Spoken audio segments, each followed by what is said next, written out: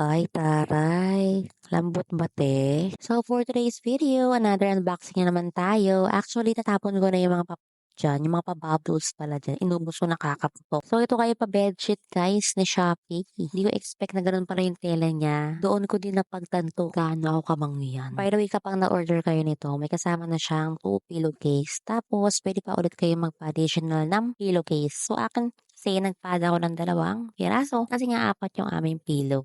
Ang siya lang nga kasi nga may pa-ziplock pa yan. So, ang size na hawak ko ay queen size to. Pero may mga available naman sila dyan na size. May single, double, family, king size. Hindi din pala yung napili ko kasi wala lang. Para sa akin kasi yung green kasi yung payapa, sariwa, ganun. Pero pwede ka mamili. May choices tayo dyan na kulay. Meron tayo dyang dark gray, coffee, gray, purple, pink, tsaka blue. Ikaw na bahalang mamili kung saan pa paniniwala mo sa mga kulay. Siyempre, sobrang excited. Nagpalit na nga agad ako ng bedsheet dito.